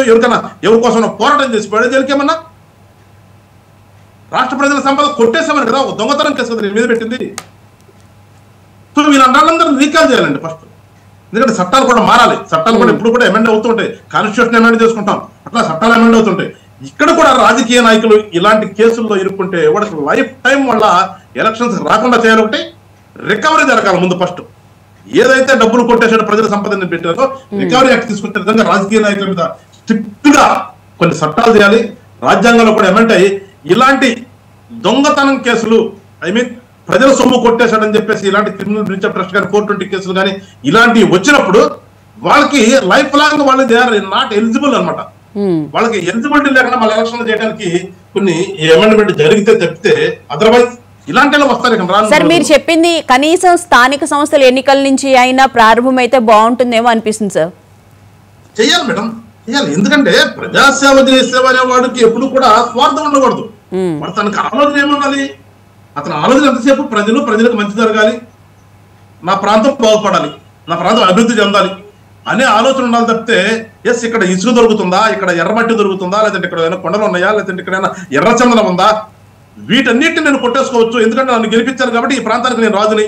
ఇవాళ అదే జరుగుతుంది ఎమ్మెల్యే అందరి పరిస్థితి కూడా. ఏ కాన్స్టిట్యూన్సీ చూసినా కానీ ఎమ్మెల్యే రాజు అయిపోయాడు. ఇవాళ కింద వ్యవస్థలని నాశనం, ఏ వ్యవస్థని పనిచేయనట్ల. పోలీస్ స్టేషన్ లో కేసు పెట్టాలంటే ఎమ్మెల్యే చెప్పాలి, పోలీస్ స్టేషన్ లో కేసు తీసేయాలంటే ఎమ్మెల్యే చెప్పాలి, ఎంఆర్ఓ ఆఫీసులో సంతకం పెట్టాలంటే ఎమ్మెల్యే చెప్పాలి. ఎక్కడ చూసినా ఏది చూసినా అసలు అట్లా తయారైపోయింది ఇవాళ. సో ఇది మారాలి. ఇది ఈ మార్పు రావాలి. మేము జనసేన పార్టీ నుంచి కోరుకుంటుంది అదే, రాజకీయాల మార్పు అంటే ఇదే. గతంలో రాజకీయ నాయకుల గురించే మనం చెప్పుకుంటాం చెప్తే ఈ 2-3 దశాబ్దాల నుంచి ఎవరి గురించి కూడా ఎందుకు ఉదాహరణ చెప్పుకోలేకపోతున్నాం అంటే అలాంటి ఆయన లేడనే కదా. సో అది మేము కోరుకుంటాం, రాజకీయాల మార్పు రావాలి. రాజకీయం అంటే జవాబుదారితనం ఉండాలి, రెస్పాన్సిబిలిటీ ఉండాలి. ఖచ్చితంగా ఒకసారి గెలిచిన తర్వాత ప్రాంతానికి అభివృద్ధి చేసామని ఒక సాటిస్ఫాక్షన్ మనకు ఉండాలండి. అంతేగా నేను ఎన్ని కోట్లు కొట్టేశానని సాటిస్ఫాక్షన్ కాదు ఉండాల్సింది. ఎవరికి ఆ కోట్లు పనిచేయవు. ఇవాళ కొన్ని వేల కోట్లు సంపాదించుకున్నాడు మిథున్ రెడ్డి. ఏంటి పరిస్థితి? హాస్పిటల్ జైల్లో కూర్చొని నాకు ఒక వినపంచం ఇవ్వండి, నాకు టీవీ పెట్టించండి, నా పేపర్ వేయించండి అని అడుగుతున్న స్థితికి ఎందుకు వచ్చాడు ఇవాళ? నేనేమంటానంటే చేయకూడదు. ఏం కొమ్ములు నీకేమన్నా? ఎంపీ అయితే ఎందుకు సెపరేట్ గా ఫెసిలిటీస్ ఇవ్వాలి? కోర్టు కూడా కొంచెం ఆర్డర్ వేసినట్టుంది. ఎందుకు ఇవ్వాలి మీరు? ఏంటి సామాన్యంగా దొంగతనం చేసినాడికి నీకు తేడా ఏంటబ్బా? ఒక ఇంట్లో దొంగతనం చేశాడు, వాడికి జీవనాధారం అది అంటే అనకూడదు. దొంగతనం జీవనాధారం ఆధారం కాదు, కానీ వాడికి వేరే వ్యాపకం లేదు. వాడు బ్రతకడం కోసం దొంగతనం చేస్తున్నాడు. కానీ మీరు దేనికోసం? ఎన్ని వేల కోట్లు కావాలి మీరు బతకడానికి? ఎన్ని లక్షల కోట్లు కావాలి మీరు బతకడానికి? మీరు ఎంత లగ్జరీ బతికినా ఎన్ని వేల కోట్లు కావాలి బాబు? ఏం చేస్తుంటారు డబ్బులు? ఆ డబ్బులు కట్ల మీద పడుకుంటాను ఏమన్నా? ఇంకా నాకు నవ్వొచ్చింది. ఇంకా అడగాల్సింది కోర్టులో నేను సంపాదించుకున్నటువంటి ఆ నోట్ల కట్లని ఒకసారి నాకు జైలుకి పంపిస్తే వాటిని పాల్పులాగా చేసుకుని పడుకుంటాను, ఆ కోరిక కూడా తీర్చమని చెప్పేసి కోర్టులో పిటిషన్ ఇస్తే బాగుండదు అనిపించింది. వీళ్ళందరూ కూడా ఈ సోకాల్ లాయర్లు కానీ వీళ్ళు కానీ చూస్తున్నా రెస్పాన్సిబిలిటీ లేదు. ఏ పని చేయాలన్నా కొద్దిగా కొంచెం ఆలోచన ఉండాలండి మనిషి అన్న తర్వాత. ఆ ఆలోచన విధానం పోయింది. వాళ్ళ దౌర్భాగ్యం ఈ రాష్ట్రంలో నిజంగా. ఇలాంటి బ్యాచ్ తయారైన తర్వాత ఇలాంటివి జరుగుతాయి. పాపం ఆ కుర్రాడిని ఆ రోజున తీసుకొచ్చారు. నిజంగా వాడు ఇసిరేయడం లేదో తెలియదు. వాడిని మరి ఎందుకు తీసుకొచ్చి పెట్టారో కేసులో పెట్టారు. మరి వాడు కనిపించట్లేదు అంటే ఇవాళ ఏళ్ళన్నీ కూడా మళ్ళీ మీ పార్టీ వైపు చూపిస్తున్నాయంటే నిజంగా మీరు ఎంత సిగ్గుపడాలి? మీరు నిజంగా మీరు రాజకీయ పార్టీ మీది అసలు ఈ రాష్ట్రంలో ఏమైనా జరిగితే మీ అంక చూపిస్తున్న ఏళ్ళంటే ఏంటి మీ పరిస్థితి? అంటే మీరు ఒక రాజకీయ పార్టీ, మీరు ఒక రాజకీయ నాయకులా? మీరు ఆలోచన చేయాలి కదా, ఆలోచన చేసుకోవాలి కదా మీరు. నిజంగా బాధేస్తుంది ఇలాంటి పరిణామాలు ఈ రాష్ట్రంలో చూస్తుంటే. అవును, రాజధాని లేని రాష్ట్రం, రాజధాని నిర్మించుకునే ప్రయత్నం చేస్తున్న వాళ్ళ యువత బోల్డ్ మంది అండి, ఎన్ని వేల మంది పాపం బీటెక్ గ్రాడ్యుయేట్ చేసి ఖాళీగా ఉంటున్నారు. వాళ్ళందరికీ ఏదో ఒక అవకాశం కల్పించాలంటే ఏదో ఒక పరిశ్రమ రావాలి. ఇవాళ బోల్డ్ పరిశ్రమలు వస్తాయి. నేను కూడా చూసాం. లూలు కూడా లాస్ట్ టైం నన్ను బెదిరించారు కాబట్టి వెళ్ళిపోయాను. నేను ఇప్పుడు వచ్చి పెడతాను చంద్రబాబు నాయుడు గారి నమ్మకం మీద 8,000 మందికి ఉద్యోగాలు ఇప్పిస్తాను వస్తే నా కంపెనీ అంటున్నారు. అట్లాగే కన్నా సింగపూర్ నుంచి కొంతమంది వచ్చారు, యూకే నుంచి కొంతమంది వచ్చారు. వీళ్ళందరూ వచ్చి కంపెనీలు పెడతారంటున్నారు. ఒక పక్కన ఆలోచన అటు వెళ్తూ ఉంటే దౌర్భాగ్యం అంటే మళ్ళీ ఏళ్ళ గురించి ఆలోచన వచ్చేస్తుంది. ఏం చేస్తున్నారు వీళ్ళు, ఏమి కుట్రలు చేస్తున్నారు వీళ్ళు? రాష్ట్రాలు ఏ రకంగా నాశనం చేయాలని చూస్తున్నారు అని మేము కళ్ళని మళ్ళీ ఏళ్ళ వైపు చూడాల్సి వస్తుంది. ఇప్పుడు మనిషి ఫ్రీగా అభివృద్ధి వైపు వెళ్తే మనం ఒక ఆలోచన ఉంటుంది చేస్తాం, కానీ వెనక మళ్ళీ ఏం చేస్తున్నాడా మనం ఈడు గురించి ఆలోచిస్తుంటే మాకు ఈ ఆలోచన చేయాలా ఈ ఆలోచన చేయాలా? మాకు ప్రభుత్వం ఇలా సంకటంగా మారిపోయింది, ప్రభుత్వం పరిస్థితి మాకు ఇవ్వాలి. సో నేను కూడా జనసేన పార్టీ ఏం కోరుతానంటే, మేము కూడా కూటమిలో ఉన్నప్పటికీ కూడా ఖచ్చితంగా ఒక సీరియస్ అయినటువంటి యాక్షన్ తీసుకోవాలి. రాజకీయ నాయకులు ముసుగులో దందాలు చేసేవాళ్ళు కానీ దుర్మార్గాలు చేసేవాళ్ళు కానీ ఖచ్చితంగా కట్టడి చేయకపోతే రాష్ట్రంలో శాంతి ఉండదండి, అశాంతి మిగిలిపోతుంది రాష్ట్రం. రైట్. సలీం గారు, చెప్పండి సార్, ఇప్పుడు సతీష్ విషయంలో ఏం జరిగి ఉండొచ్చు అంటారు? ఎందుకంటే ముఖ్యంగా చూసుకుంటే అతను ఇప్పటి వరకు చాలా భద్రంగా ఉన్నాడు అని చెప్పి వాళ్ళ కుటుంబ సభ్యులు కూడా ఫీల్ అవ్వడం జరిగింది. కానీ ఇప్పుడు సడన్గా వెళ్ళిపోవడం, వారం రోజులైనప్పటికీ ఆయన ఎక్కడున్నాడో తెలియకపోవడం, అంటే కిడ్నాప్ ఏమైనా జరుగుంటుందా లేకపోతే ఇంకా ఏమైనా జరుగుండొచ్చా అని చెప్పి వాళ్ళ కుటుంబ సభ్యులు మిమ్మల్ని ఏమైనా ఆశ్రయించడం జరిగిందా సార్? అదే నాకు 3-4 days బ్యాక్ అదే దుర్గారావు వాళ్ళ ఫాదర్ దుర్గారావు ఇద్దరు ఉన్నారు కదా, మన ముద్దయిగా ఉన్న దుర్గారావు మరి ఆయన ఫాదర్ ఇద్దరు ఫోన్ చేశారు నాకు, సార్ ఇలా ఉంది సార్, 3-4 days నుంచి మీకు చెప్తాను అనుకున్నాను కదా, చెప్పలేకపోతాం, రోడ్ డైలీ పోలీసుకి వెళ్తాం. ఈ హిమ్సెల్ఫ్ వేముల సతీష్ కూడా ఎవ్రీ సాటర్డే సండే వెళ్ళి సైన్ చేయాలి ఇక్కడ, ఆయన సైన్ చేస్తున్నాడు. కానీ ఆయన వెళ్ళిన తర్వాత ఆ పోలీసు వాళ్ళు కూడా చాలా అతనికి లాస్ట్ టైం ఏదో పని చెప్పారు సార్ నాకంటే, మరి నేను ఫోన్ చేసి చెప్పాను సార్ అలా అతనికి అలా పని చేయకండి, ఆయన ఏదో సైన్ చేయడానికి వచ్చిన వాడిని అలా మీరు ఇబ్బంది పెట్టకంటే, సర్లేదు సార్ మనం జస్ట్ మనం ఏదో చిన్న పని చేస్తాం సార్ అని అన్నారు. కానీ మన అనుమానం ఏమంటే ఇప్పుడు భీమ్లా సతీష్ జగన్మోహన్ రెడ్డి కేసులో అక్యూజ్ గా ఉన్నాడు. సో అదే కోణంలో మనం కూడా సీరియస్ ఉన్నాం. నేను కూడా 2 days వెయిటింగ్ చేసిన తర్వాత మరి ఆయన దుర్గారావు కూడా అన్నారు, మరి లేదు సార్ నేను వెళ్తున్నాను పోలీస్ స్టేషన్, పోలీసు వాళ్ళు మనం ట్రై చేస్తున్నాం అంటున్నారు వాళ్ళు. సర్లే అని ఇది చేసాం. ఎందుకంటే మనం ఇప్పుడు మీడియాలో ఉన్నాము, మనం ఫేస్బుక్ ఇన్స్టాగ్రామ్ లో కూడా సతీష్ కనపడడం లేకుండా అంటే చెప్తే 5 minutes లానే టోటల్ ఆంధ్రప్రదేశ్ కన్నా తెలంగాణలో స్ప్రెడ్ అయిపోతుంది ఆ న్యూస్. అది చూసి మరి నేను నా ప్రొఫెషన్ లో కూడా బిజీ ఉంటాను. సో ఆ గుణంలో నేను మాట్లాడి మరి నిన్న నేను కూడా మీ మీడియా మన గ్రూప్ లో ఉంది కదా, జగన్మోహన్ రెడ్డి కోడికత్తి గ్రూప్ అని లాస్ట్ టైం మనం క్రియేట్ చేస్తాం. సో దాంట్లో నేను అప్డేట్ చేశాను, ఆ సతీష్ ఆచూకీ తెలియదు, ఒక వారం నుంచి కనబడడం లేదు, ఆ FIR అతను ఇచ్చినాడు, ఆ కంప్లైంట్ డీటెయిల్స్ కూడా పెట్టే ఈ రోజు మహాన్యూస్ వాళ్ళకి సంప్రదించారని. అంటే వాళ్ళ ఫ్రెండ్స్ కి ఏమైనా ఇన్ఫర్మేషన్ కానీ బయటకు వెళ్తున్నట్లు అట్లా ఏమైనా చెప్పడం జరిగిందని చెప్పి ఏమైనా చెప్పడం జరిగిందా సార్ అసలు? అదే ఎందుకంటే ఆయన 18 నైట్ ఎప్పుడు 12 గంటల వరకు ఫ్రెండ్ తో మాట్లాడాడు. ఆయన తిన్న తర్వాత అతని దగ్గర మొబైల్ ఫోన్ ఉంది కదా, మొబైల్ ఫోన్ పగిలిపోయిందని ఇంట్లో పెట్టి వెళ్ళాడు. ఒకవేళ మొబైల్ ఫోన్ ఆయన పట్టుకెళ్తే మనకు గంటల లొకేషన్ తెలుస్తుంది, అతని దగ్గర ఫోన్ కూడా లేదు. సరే ఇప్పుడు అత్త ఉంటది కదా, మేనత్త ఇంటికి వెళ్ళడాన్ని అంటే వాళ్ళ ఇంటికి కూడా వెళ్ళాడంట. ఆయన ఎప్పుడైనా వెళ్తే మేనత్త ఇంటికి వెళ్తాడంట. మరి ఇప్పుడు అదే నేను అడిగాను, ఇప్పుడు ఒక మనిషి ఒక బాబు ఎక్కడైనా ఉండాలి తినాలి అంటే లేదు సార్ తినడానికి అన్న క్యాంటీన్ ఆయన ఉంది అనుకో, అన్న క్యాంటీన్ లో తినాలంటే కూడా 5 rupees అతని దగ్గర ఉండాలి కదా, డబ్బులు లేవు ఏం లేవు, ఎలా వెళ్తున్నాడే. నేను కూడా నా యాంగిల్ లో కూడా నేను క్రాస్ వెరిఫికేషన్ చేశాను. కానీ ఇప్పుడు ఒక వారం నుంచి ఆచూకీ అతను తెలియదంటే నేను కూడా బాధపడుతున్నా. రాత్రి నాకు నిద్ర రాలేదు. ఏదైనా అనుకోకుండా అయితే మనం ఒక ఏమంటారు ఒక చిన్న చిక్ లాగా అలా కాపాడి అతను తెచ్చాం మనం. కానీ అతనికి ఏదైనా ఇది అయితే మనకు బాధగా ఉంటారు. అంటే లైఫ్ లో మనము శ్రమించలేకపోతున్నది నాకు ఆందోళన భయం ఉంది నా మనసులో. మీరు సతీష్ ని బయటికి తీసుకురావడానికి అసలు చాలా ప్రయత్నం చేశారు, ఒక మైనరు చదువుకునే అబ్బాయి అని చెప్పి. అయితే ఇప్పుడు సతీష్ విషయంలో జరుగుతున్న దాన్ని ఎలా చూడాలి? తర్వాత ఆయన ఎట్లా ఉండేవాడు? ముఖ్యంగా చూసుకుంటే కనుక కూటమి ప్రభుత్వం వచ్చిన తర్వాత సేఫ్గానే ఉన్న నేపథ్యంలోనే ఆయన కొంచెం ఏమైనా అలర్ట్ లేకుండా ఉండకపోవడము, లేకపోతే ఇది అయిన తర్వాత ఏమైనా మళ్ళీ బెదిరింపులు వచ్చినట్లుగా కానీ మీకేమైనా చెప్పడం జరిగిందా సార్ అసలు?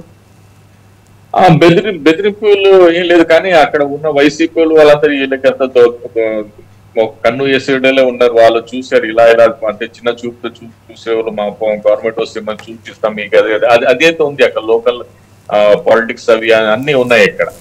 వాళ్ళు చాలా ఇన్నోసెంట్, అంతే చాలా డౌన్ టు ఎర్త్ పీపుల్. వాళ్ళ మమ్మీ మున్సిపాలిటీలో స్వీపర్ గా ఉంది, వాళ్ళ ఫాదర్ లేబర్ పని చేస్తారు, హిమ్సెల్ఫ్ ఇస్ లేబర్. చాలా పూర్ ఫ్యామిలీ. అసలు ఒక చిన్న ఒక రూమ్ లా వాళ్ళు ఉంటారు అక్కడ. నేను వెళ్ళాను కదా రాజ్యసభ, ఇలా మొన్న వరదలు వస్తే ఆ ఫస్ట్ ఫ్లోర్ వరకు వాళ్ళకి అక్కడ వాటర్ వచ్చింది. వాళ్ళు హ్యాండ్ టు మౌత్ పీపుల్, వాళ్ళకి అసలు సమాజంలో అవగాహన మేముంది, ఈ రోజు బతకాలంటే ఈ రోజు పని చేయాలి, ఆ సిచ్యువేషన్ లో ఉండే వాళ్ళు. కానీ జగన్మోహన్ రెడ్డి పెద్ద మనసుతో ఆయన ఆ కేసుని ఇది చేయాలి, కానీ ఆయన చిన్న కేసు మీద రకరకాల ఇది చేసేసి ఒక మన ఆంధ్రప్రదేశ్ పీపుల్ ని ఒక ఆయన మీద ఉన్న క్రెడిబిలిటీని డ్యామేజ్ చేస్తారంటే నేను నమ్ముతాను. పెద్ద లీడర్ కావాలంటే పెద్ద మనసు కూడా ఉండాలి అని నేను భావిస్తాను. అంటే సతీష్ ని అడ్డం పెట్టుకుని ఒక సింపతి చూపించుకోవాలి అని చెప్పి ఎన్నికల్లో ఈ విధంగా కూడా చేశారని చెప్పి అనుకోవచ్చు. ఎందుకంటే వాళ్ళ ఫ్రెండ్స్ని తీసుకెళ్లారు, వాళ్ళని 1 or 2 days అట్టు పెట్టుకుని పంపించేశారు. సతీష్ని కూడా తీసుకెళ్లడం జరిగింది, 2-3 లక్షలేమో ఇస్తామని ఏదో రకరకాలుగా చెప్పారు అని చెప్పి కూడా సతీష్ కూడా చెప్పాడు కదా సార్. అవును, అది ఓపెనింగ్ ఉంది. నేను మొన్న కూడా ఇప్పుడు దాంట్లో Ajith second police station CI మరి ఎవరో ఏసీ ఉన్నారు. నిన్న కూడా నేను శ్రీకాకుళం కలిస్తే అడిగాను, ఏమయ్యా సార్ మీరు ఈ పోలీస్ ఫోర్స్ లో ఉంది అన్నయ్య పని చేస్తారంటే, లేదు సార్ మనం జస్ట్ మా బాస్ చెప్పితే పని చేసేటోళ్ళు. నిన్న 4 పేరు చెప్పారు. ఆయన ఆ 4 చేసిన కుట్ర కొనాలి ఇవి అని. కానీ మీరు సమాజంలో మీరు ఉన్నారని మీకు చూస్తేనే అసలు నాకు నా మనసులో ఒక గౌరవమైన ఫీలింగ్ వస్తుంది సార్. మీ వల్ల అది అయితే లేకుంటే ఆ కేసులో చాలా ఇది ఉంటుండే అని ఇది చూశాను. ఆయన బాధపడారు. జగన్మోహన్ రెడ్డి చేసిన 2 మహాపాపం, ఒకటి కోడికత్తి పాపము అంటే నేను ఫేస్ చేసింది. ఆయన ఎన్ని పాపాలు చేశారో నాకు తెలియదు, కానీ ఫస్ట్ పాపం ఆయన చేసింది కోడికత్తి పాపము, సెకండ్ పాపం ఈ గుల్కరాయ్ పాపం. సో ఈ పాపం అయితే ఆయనకి ఎప్పుడు వదలదు, లైఫ్ లాంగ్ ఇదే తెలియదు. అసలు ఏమన్నా అన్నం పుణ్యం తెలియని వాళ్ళని ఆయన ఏం చేసి కనిపెట్టి కాలేస్తారా, నీ ఒప్పుకోలేకుంటే మీ అమ్మ నాన్న కాల్స్తామని చెప్పేసి వాడిని ఒప్పించాలి. ఆ దుర్గారావుని 5 days టార్చర్ చేయాలి, అతను 2 కాల్ని ఇలా ఇది చేయాలి. అంటే ఎంత నువ్వు బోండమ్మ పేరు చెప్పు, బోండమ్మ పేరు చెప్తే బతుకుతావు, లేకుంటే లేదు, నీకు 50 లక్షలు ఇస్తాను, మరి కావాలంటే వైసీపీ గవర్నమెంట్ లో మంచి పోస్ట్ ఇస్తానంటే. ఇంత చేసిన తర్వాత కూడా ఆయన 5 days టార్చర్ భరించిన తర్వాత కూడా ఆయన ఒక న్యాయంగా ఉన్నాడు. లేదు నేను చచ్చిపోతే చచ్చిపోతాను, కానీ బోండమ్మ పేరు చెప్పను, లోకేష్ పేరు చెప్పనని అంత గట్టిగా చెప్పిన అబ్బాయి దుర్గారావు. ఇతనైతే అమాయకుడు, ఇతనైతే ఏం చెప్తే నువ్వు ఒప్పుకుంటా సార్ అన్నాడు ఆయన. మనం ఎంత 45 days నేనైతే అసలు ఎంత నిద్రపోకుండా పనిచేసిన చేసి అతనికి బిఫోర్ ఎలక్షన్ నాకు కూడా ఎలా ఉంటదంటే, సమాజంలో ఎలక్షన్ తర్వాత రిలీజ్ అయితే చంద్రబాబు నాయుడు రిలీజ్ చేస్తారు అంటారు, కానీ నేను చేసిన కృషి ఎవరికి కనబడు. కానీ బిఫోర్ ఎలక్షన్ 4th June కి ఎలక్షన్ రిజల్ట్ ఉంటే 2 June కి అతన్ని తీసేసి ఒక మంచి నా క్రియేటివిటీ మెయింటైన్ చేయాలి, నా ఓన్ ఆలోచన కూడా అది ఉంటుంది. సో ఆ విధంగా నేను అతన్ని తీసేసాను. ఈ ముందు కోడికత్తి సీన్ కూడా ఒకవేళ కూటమి గవర్నమెంట్ వచ్చిన తర్వాత ఆయన రిలీజ్ అయితే చంద్రబాబు నాయుడు లేకుంటే నరేంద్ర మోదీ రిలీజ్ చేశారని అవగాహన ఉంటుంది సమాజంలో. కానీ మనం చేసిన ఇంపాక్ట్ అక్కడ కనబడదు. కానీ అతన్ని కూడా బిఫోర్ ఎలక్షన్ తీయాలని నాకు చాలా ఇది, లేకుంటే సమాజంలో ఏముంది, చంద్రబాబు నాయుడు గారు వచ్చారు కదా ఏదో గుడిపడాన్ని చేసి తీసారంటారు. కానీ అలా ఉండదు. జ్యుడిషియరీ ఎప్పుడైనా ఎవరికి ఇన్ఫ్లుయెన్స్ లా రాదు, కానీ అలా ఉంటుంది. కానీ నా ఫోకస్ ఎందుకంటే నేను ఈ 2 కేసులో కూడా జగన్మోహన్ రెడ్డి మీద గెలవాలి, అది ఫస్ట్ ప్రియారిటీ. గెలవాలి, మరీ కాకుండా జగన్మోహన్ రెడ్డి ఉన్న విక్టిమ్స్ కి కాపాడాలి. ఎందుకంటే ఒక అప్పుడు ఏమి బెదిరింపులు అట్లా ఏం రాలేదా ఈ 2 కేసులకు సంబంధించి? మీరు వాదిస్తూ ఉన్నారు కదా. లేదు, కరెక్టే. కానీ నా గురించి ముందే అవగాహన ఉంది, నన్ను టచ్ చేస్తే మరి నేను చాలా వర్స్ట్ గా బిహేవ్ చేస్తారని. అందుకే ఎవరు టచ్ చేయలేదు, ఒక కాల్ రాలేదు, ఏ రాలేదు. వైసీపీ నుండి చూస్తే ఒక పెద్ద దొంగలాగా చూస్తారు వాళ్ళు ఇప్పుడు కూడా. నాకు నేనే అంత కూడా అనుకుంటారు, అలా అదే కండుతో చూపుతారు. దాని తప్ప వాళ్ళకి తెలుసు నన్ను టచ్ చేస్తే చాలా ఇదిగా ఉంటుంది. అంటే నేను చాలా రిలీజియస్ గా రేషనల్ గా ప్రాక్టీస్ చేస్తాను. సో అదే దాంట్లో వద్దు సలీం గారు టచ్ చేస్తే మనకు లేనిపోయిన ఇబ్బందులు ఉంటుందండి, వాళ్ళకి భయం ఉంది, అందుకే టచ్. రైట్. శ్రీనివాస్ గారు, ఇప్పుడు సలీం గారు చెప్పినట్టు మనం చూస్తే కనుక కోడికత్తి శ్రీను విషయంలో కానీ సతీష్ విషయంలో కానీ ఎంత క్లియర్గా వాళ్ళు బెదిరించారు వాళ్ళిద్దరిని అనేది మనకి చాలా క్లియర్గా తెలుసు. ముఖ్యంగా సతీష్ విషయంలో పోలీస్ స్టేషన్కి కూడా తీసుకెళ్లకుండా మంగళగిరి అటు సైడు దారి మళ్లించి కూడా అతన్ని బెదిరించి ఒప్పించాలని చాలా తీవ్రంగా ప్రయత్నించినప్పటికీ కూడా వాళ్ళు బెదరకుండా ఒప్పుకోకుండా నిలబడినందుకే ఇప్పుడు సతీష్ బయట ఉన్నాడేమో అని చెప్పి అనుకోవచ్చు. కానీ ఇప్పుడు సడన్గా కిడ్నాప్ అవడం వెనకగా మాత్రం చాలా ఆలోచించాల్సిన పరిస్థితి అయితే కనిపిస్తుంది. ఇందాక వెంకటేశ్వరరావు గారు చెప్పినట్లు రాజకీయాల్లో కూడా ప్రక్షాళన రావాల్సిన అవసరం ఉంది అని చెప్పి కూడా అంటున్నారు. ఈ రెండింటికి సంబంధించి మీరేమంటారు సార్? మనకి జగన్మోహన్ రెడ్డి గారు రాజకీయాలు లేదా అవినీతి ఇవన్నీ చూసాము. ఇక్కడ ఆ జడపల్లి శ్రీనివాస్ విషయంలో కానీ ఈ పిల్లోడి విషయంలో కానీ మీకు ఒక జగన్మోహన్ రెడ్డిలో ఇంకో కోణాన్ని ప్రజలందరూ చూశారు. ఏంటంటే అతను కోడికత్తితో దాడి చేశాడని అతను ఒక రకంగా జగన్మోహన్ రెడ్డికి మేలు చేయబోయాడు. అంటే అతను సానుభూతి రావాలి అని అతను అతను ఉన్నతిని కాంక్షించాడు. అతను ఆ విషయంలో అతను అధికారంలోకి వచ్చిన తర్వాత కనీసం సాక్ష్యం చెప్పడానికి వెళ్ళలేదంటే ఎంత కృతజ్ఞతాహీనుడు అనేటువంటి విషయం అర్థమవుతుంది. అస్సలు గ్రాటిట్యూడ్ లేకుండా ఆ మనిషిని అసలు ఇది అప్పటికి అర్థం అవట్లేదు. నీ కోసం అతను ఒక రకంగా బుక్ అయ్యాడు. అటువంటి వ్యక్తి జైల్లో మగ్గిపోతుంటే నువ్వు ఎందుకు స్పందించలేదు? కనీసం సాక్ష్యం ఎందుకు చెప్పాలి? పాపం ఆ సలీం గారికి ఏంటి సంబంధం? ఆయన ఒక మానవతా దృష్టితో వచ్చి అతను సపోర్ట్ చేశాడు, బయట తీసుకొచ్చాడు. ఇప్పుడు ఈ పిల్లడి విషయంలో కూడా ఒక చిల్లర వ్యవహారం చేసాము గతంలో. అది అందరికీ అలాంటి చిల్లర ఈ ఫేక్ డ్రామాలు ఇలాంటి డ్రామాలన్నీ ఒకసారి ఫలిస్తాయండి. ప్రజలు ఆదమరిచున్నాం. ఇప్పుడు నిత్యం అదే డ్రామా చేద్దాం, అదే సానుభూతి ఓట్లు కొల్లగొడదాం అనుకుంటే ఇలాగ అబాస్ పాలవాలి. ఈ గులకరాయి విషయంలో జగన్మోహన్ రెడ్డి అబాస్ పాలయ్యాడు. ఆయన అబాస్ పాలవటమే కాకుండా అప్పట్లో ఆ క్రాంతి రాణా తాత అనుకుంటున్నాను అతను కానీ ఇంకా మిగతా వాళ్ళు కానీ ఈ పిల్లోడిని బుక్ చేసి ఇతనే చేసి అతను దారుణంగా ప్రెస్ మీట్ పెట్టి చెప్పాడు. అతను ఐపీఎస్.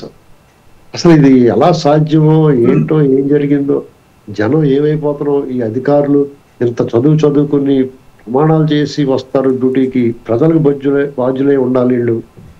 ఇటువంటి జగన్మోహన్ రెడ్డి లాంటి ఒక క్రూర స్వభావం ఉన్న రాజకీయ నాయకులకి వీళ్ళు ఎలాగ వత్తాసు పలుకుతున్నారు. చాలా దురదృష్టకరమైన విషయం అండి ఇది. ఆ పిల్లడు ఏం చేయండి పాపం, ఆ కుటుంబం ఏదో పడతారు. ఇంత సలీం గారు చెప్పినట్టుగా వాళ్ళకి రెక్కాడుతారే కానీ డొక్కాడదు. వాళ్ళు సమాజంలో పేదరకంలో బతుకుతా ఉన్నారు. వాళ్ళు కష్టపడి పని చేసుకుని వాళ్ళు బతుక సాగించుకుంటారు. పిల్లడు చదువుకుంటున్నాడు. వాళ్ళని ఎంచుకుని వాళ్ళు డబ్బు ప్రలోభాలు పెట్టి వాళ్ళని ఇందులో బలిపసులు చేసి మనం ఇంకో శ్రీనివాసరావు, ఆ జడపల్లి శ్రీనివాసరావు కోడికత్తి ఆపరేషన్ 2.0 చేద్దామని చూశారు. ఖచ్చితంగా ఇందులో ఈ ప్రభుత్వం చాలా సీరియస్ గా తీసుకోండి ఈ విషయం. ఎందుకంటే ఈ పిల్లోడు కిడ్నాప్ అయినా లేకపోతే అతను పర్సనల్ గా ఎవరితోడన్నా గొడవ ఉండి వాళ్ళు అతను ఏమైనా చేసినా లేదా అతనంతటా అతడే ఇంట్లో వెళ్ళిపోయి వేరే చేసుకున్నా ఇదంతా ప్రభుత్వానికి మెడకు చుట్టుకుంటుందండి, ఇది గ్యారంటీగా.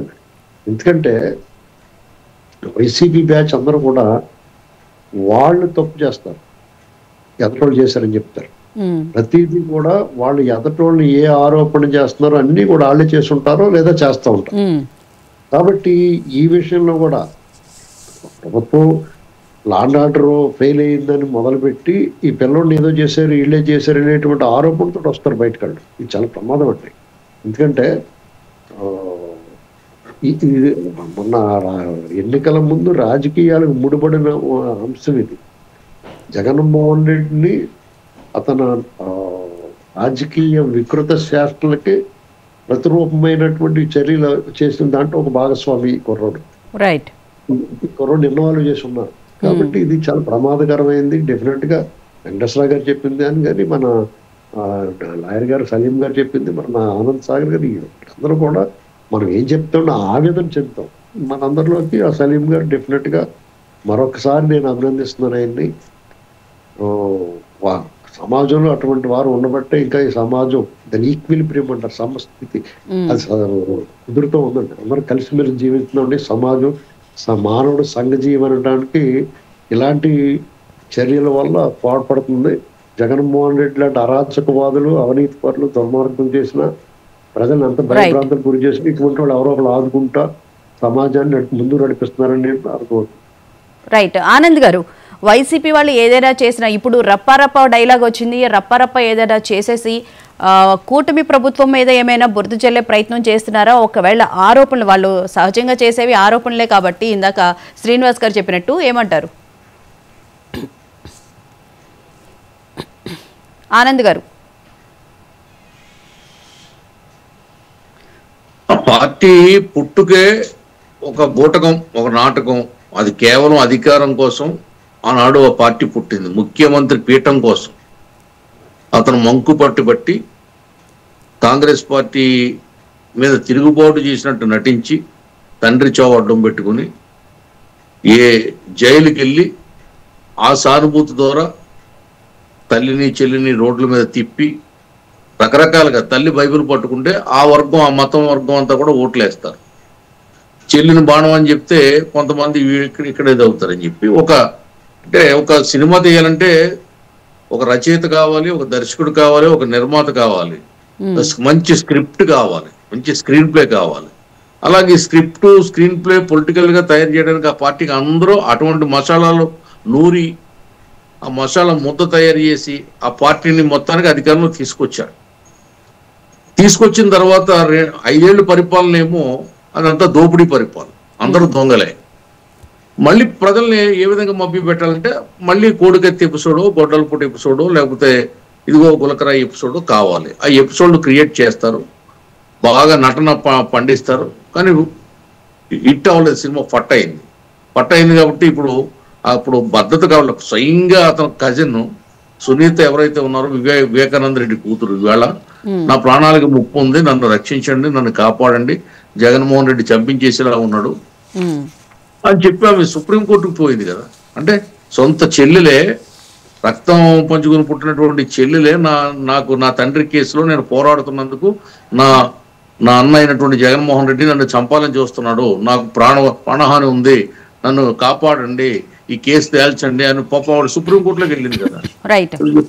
మరో పక్క షర్మిల కూడా బయట తిరగడానికి నాకు ఇబ్బందిగా ఉంది, నన్ను చంపుతాడని ఆమె అంటుంది. సాక్షాత్తు మొన్న ఎన్నికలో తల్లి అమెరికా పారిపోయింది కదండి, ఆమెను చంపిస్తారని. అంటే ఇక్కడ జగన్మోహన్ రెడ్డి కాదు, జగన్మోహన్ రెడ్డి భార్య కూడా చంపించే దాంట్లో సిద్ధహస్త్రాలు. ఆవిడ పెద్ద అంతకురాలు, భార్యాభర్తలు ఇద్దరు కూడా. వాళ్ళకి ఎవరు అడ్డొచ్చినా చంపుతారు, వాళ్ళకి వ్యతిరేకంగా ఎవరు మాట్లాడినా చంపుతారు. వాళ్ళది రాజకీయం చేయట్లేదు, వాళ్ళు నరమేధం చేస్తారు. రైట్. వెంకటేశ్వర గారు, చివరిగా మీరేమంటారు? ఖచ్చితంగా ప్రభుత్వం దీని మీద అలర్ట్ అవుతుంది. ఎందుకంటే జనరల్గా దీని మీద కాదు, జనరల్ గా ఎవరైనా కానీ స్టేట్ లో ఇలాంటి జరిగినప్పుడు ఖచ్చితంగా పోలీసు చేస్తారు.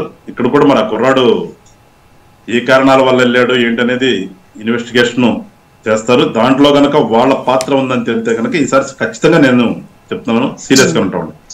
ఆ పార్టీ మీద కూడా ఏం కంప్లైంట్ చేయాలి, కంప్లైంట్ చేస్తాం. ఎందుకంటే పార్టీ అనేది రాష్ట్రంలో మంచి కోసం ఉండాలి తప్పితే చెడు కోసం అనేది కాదు. వీళ్ళు అచ్చంగా ఇంకా మాకు చెడు కోసమే ఉంటాము, మేము ఇక్కడ అల్లజడులు సృష్టించాలి అనే గనక వాళ్ళు కాన్సెప్ట్ అయితే మాత్రం దాని మీద కూడా మేము ఖచ్చితంగా ఏ విధంగా ఎలక్షన్ కమిషన్ ఆఫ్ ఇండియా పెట్టాలో, ఏ విధంగా ప్రజల ముందుకు తీసుకెళ్ళాలని ఖచ్చితంగా తీసుకెళ్తాం. మీరు అన్నట్టుగా రఫ్ అనే ఈ మధ్యనే మొదలు పెట్టారు కదా, దాంట్లో భాగంగా పిల్లల్ని ఎలిమినేట్ చేసి ఏమన్నా చేస్తే మాత్రం ఖచ్చితంగా ఎవరైతే దాంట్లో పాత్రదారులు సూత్రధారులు ఉంటారో ఎవరిని కూడా వదిలిపెట్టే సమస్య ఉండదు. ఖచ్చితంగా ఆ దిశగా ప్రభుత్వం అనేది, ఎందుకంటే ప్రభుత్వం ప్రజలు రక్షించాల్సిన బాధ్యత ప్రభుత్వం మీద ఉంది. ఖచ్చితంగా రక్షణ తీరుతాం. మేము గతంలో లాగా వాడుకుంటాను కాదు కదా, మేము ఉంది ఇక్కడ. మేము ప్రజలు మాకు అధికారం ఇచ్చింది, మేము ప్రజలకు మంచి అర్థమైన కట్టుకోవడం ప్రభుత్వం. ఖచ్చితంగా వాళ్ళందరికీ రక్షణ కల్పిస్తాము. ఆ పిల్లడి గురించి కూడా ఖచ్చితంగా ఎంక్వైరీ జరుగుతుంది. ఆఫీసర్లు కూడా చెప్తున్నాం, గతంలో లాగా ఆఫీసర్లు ఇష్టం వచ్చినట్టుగా వాళ్ళు చెప్పింది చేయటం కాదు, ఇక్కడ ప్రజల కోసం చేయడం అని చెప్పి మేము పదే చెప్తున్నాం. ఆఫీసర్లు అందరూ కూడా ఆ దిశగా ఉంటారని చెప్పేసి నమ్ముతున్నాం కనుక ఖచ్చితంగా ఆ పిల్లడికి మంచిగా జరుగుతుంది. ఇదంతా చిన్నపిల్లడు కాబట్టి ఎటన్నా ఫ్రెండ్స్ తో వెళ్ళి ఉండొచ్చు అనే భావన మనం చేద్దాం. వేరేగా జరిగిందనేది మనం అప్పుడే అనుకోవడం కూడా మంచిది కాదు. వాడు సేఫ్గా ఉండాలని చెప్పేసి మేమైతే కోరుకుంటూ ఖచ్చితంగా ప్రభుత్వం దీని మీద దృష్టి అయితే పెడుతున్నాం. Right. Thank you so much Venkateswara garu, thank you so much Anand garu, thank you so much Srinivas garu, thank you so much Saleem garu డిబేట్లో పాల్గొన్నందుకు. సో ఏది ఏమైనప్పటికీ వేముల సతీష్ అయితే సేఫ్గా కనిపించాలి అని చెప్పి కోరుకుందాం. ఇది ఇవాల్టి మహా డిబేట్.